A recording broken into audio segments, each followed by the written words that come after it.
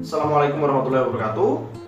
Kawan-kawanku semua, Bapak dosen yang saya hormati, kami dari kelompok PKN, yaitu kelompok 2 PKN, kami ingin menyampaikan sebuah materi dengan video karena kemarin diberikan opsi apakah kita boleh memilih makalah, PowerPoint ataupun video supaya lebih menarik. Nah, untuk penyampaian dan pelatihan cara bicara dari anggota-anggota kami, maka kita memutuskan untuk memilih video.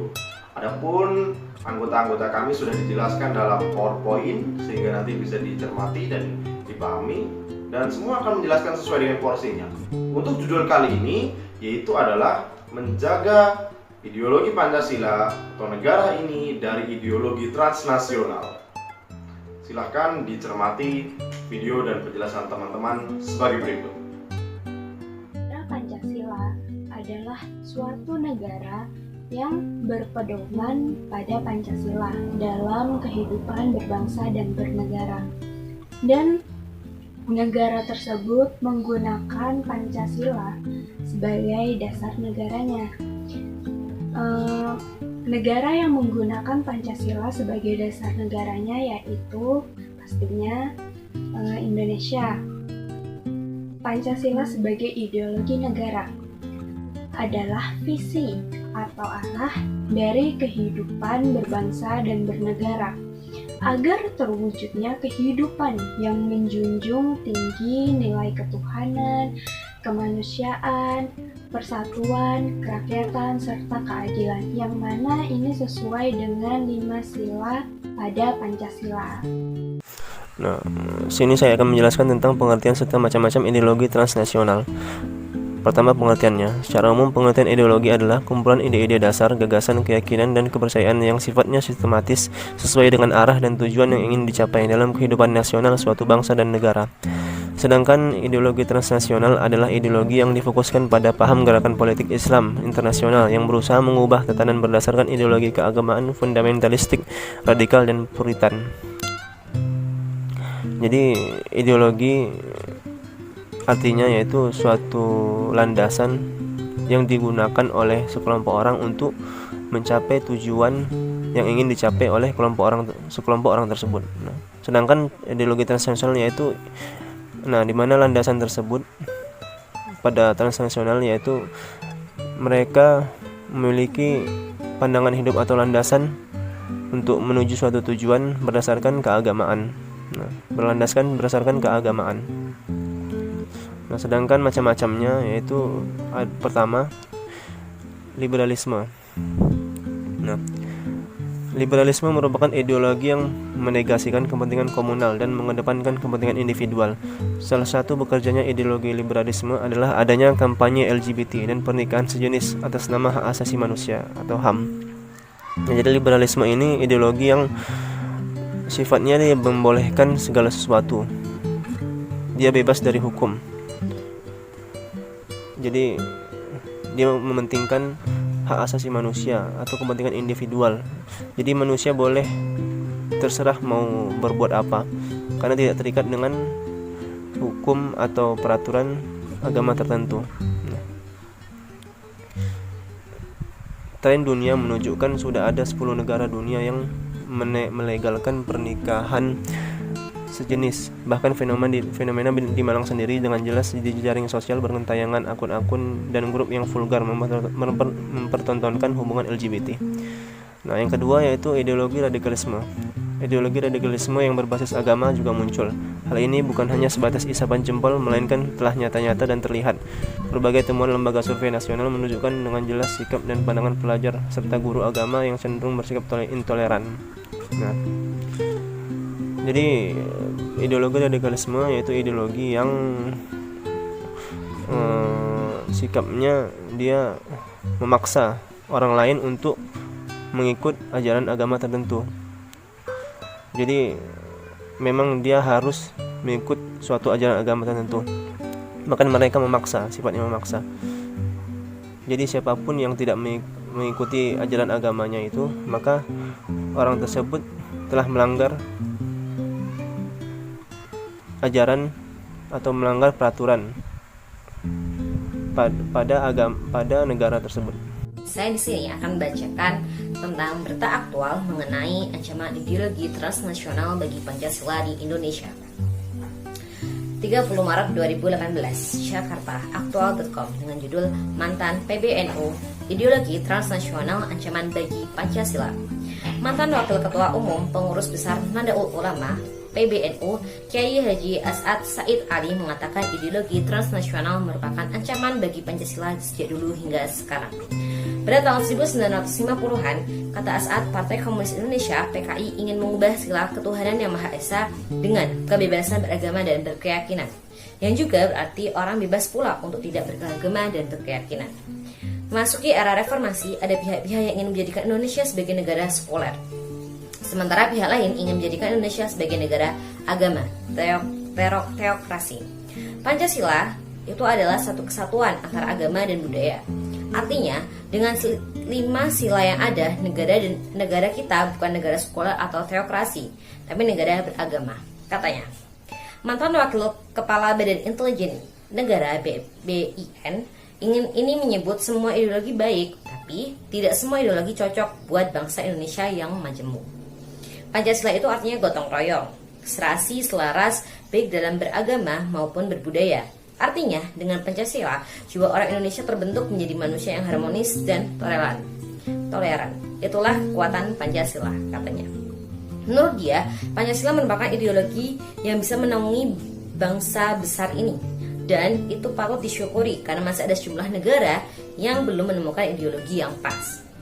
Sebut saja Pakistan dan Arab Saudi yang sampai saat ini masih terus mencari ideologi ideal untuk negaranya, kata As'ad yang pernah bertugas cukup lama di Timur Tengah. Ia memuji langkah pemerintah dengan lahirnya undang-undang yang melarang organisasi anti-Pancasila seperti Hizbut Tahrir Indonesia (HTI), dan pada saat yang sama membentuk Badan Pembinaan Ideologi Pancasila (BPIP). Menurut dia, langkah ini merupakan suatu kemajuan dalam rangka menstabilkan dan menjaga eksistensi NKRI. Silahkan kalau mau mendirikan khilafah, tapi jangan di sini. Jangan berlindung dengan mengatakan khilafah itu hanya wacana. Kalau sudah ada organisasi, bukan wacana lagi. Jadi pemahaman seperti ini harus dihilangkan. Saya Handi Prasetyo akan menjelaskan tentang contoh dan implikasi ancaman ideologi internasionalisme. Yang pertama dari aspek ideologi ajaran. Karakteristiknya itu Wahabi atau Salafi, ortodok yang bertujuan untuk purifikasi keagamaan dan lebih menekankan nahi mungkar daripada amar ma'ruf. Contoh dan implikasinya dalam berbagai bidang agama, baik akidah, hukum dan akhlak, muamalah dengan bersama menggunakan paham Wahabi, terutama untuk slogan atau jorgan, menghidupkan Al-Quran dan Sunnah Nabi Ihya'ul Sunnah semaksimal mungkin. Implikasinya adalah apa saja yang tidak sesuai dengan Al-Quran dan Sunnah dianggap sebagai bid'ah. Terus ada contoh yang lain seperti paradigma pola pikir. Karakternya literalis, skripturalis, dan simbolitis, yaitu contoh dan implikasinya adalah semua pemahaman agama atau hukum harus berdasarkan nas Al-Quran dan Sunnah, dan cara memahaminya secara literistik atau tekstual, tidak melihat konteks yang mengintarinya. Contohnya, memahami hadis Nabi SAW, sesuatu kain yang memanjang ke bawah menutupi mata kaki maka berada di neraka. Konsekuensinya, menurut mereka untuk mengikuti sunnah Nabi dalam berpakaian harus dengan cara memakai kain atau celana yang cingkrang.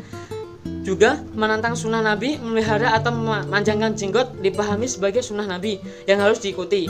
Tidak mengikutinya dipandang ingkar as-sunnah atau tidak mengikuti sunnah.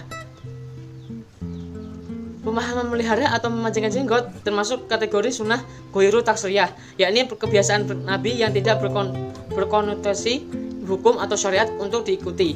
Padahal jika hadis itu dimaknai secara kontekstual, dapat digunakan hadis yang lain, bahwa barang siapa yang memanjangkan kainnya sampai menutup mata kaki karena sombong, maka tidak akan dipandang atau diberi rahmat oleh Allah SWT di akhirat kekal. Hadis riwayat Al-Bukhari. Jadi konteks larangan itu terkait dengan orang yang memanjangkan kainnya hingga menutupi mata kaki, seperti karena faktor sombong dan tidak menjaga kainnya dari terkena najis atau kotoran. Pemaknaan literalis juga seperti dalam pemaknaan hadis Nabi dari Abu Sa'id Al-Khudri mengenai nahi munkar.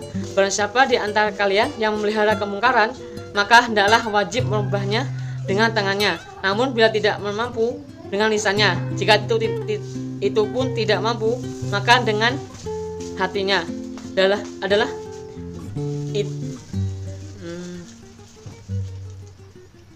dan yang demikian itu adalah selemah-lemahnya iman.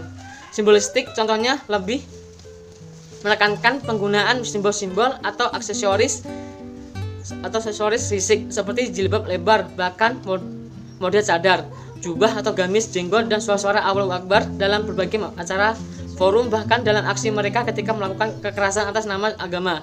Jihad, amar ma'ruf, nahi mungkar bukan menegakkan values atau nilai Islam seperti keadilan, kesetaraan, kemoderatan, dan toleransi.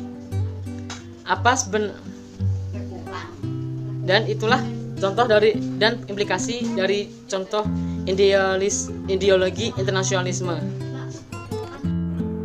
Menjaga ideologi Indonesia dari ideologi transnasional tentunya sangat penting.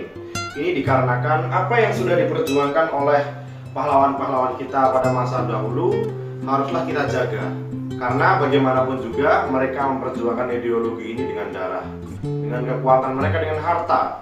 Dan kita tidak bisa dan belum tentu bisa menjadi seperti mereka. Adapun cara untuk menjaga ideologi kita dari ideologi transnasional yaitu dengan adanya wawasan kebangsaan, adanya kultur di Indonesia yang sudah melekat sejak zaman nenek moyang kita. Itu yang harus dipertahankan. Karena kalau kita melihat di banyak artikel, banyak jurnal, dan banyak literatur yang lain, satu-satunya cara paling inti untuk menjaga sebuah ideologi, pada intinya di sini Indonesia, Pancasila, dari ideologi transnasional seperti khilafah, radikal, liberal, dan lain-lain, yaitu dengan wawasan kebangsaan, dengan kultur yang dikuatkan. Karena apa? Karena wawasan kebangsaan ini sudah meliputi semuanya, sudah meliputi karakteristik jati diri bangsa. Sehingga kalau karakter dari negara ini sudah kuat, semua rakyatnya sudah memiliki pondasi yang kokoh dalam memiliki falsafah negaranya, dalam memahami falsafah negaranya, dalam mengetahui dan mempraktekkan apa yang diajarkan pada ideologi Pancasila, maka ideologi transnasional tidak akan bisa masuk dan akan sulit masuk. Karena setiap orang akan menyaring semua informasi, akan menyaring stigma-stigma luar masuk dalam kepala mereka, dan mereka benturkan dengan ideologi mereka sehingga mereka tahu, oh ideologiku adalah ideologi yang bagus, sehingga aku tidak perlu menggantinya.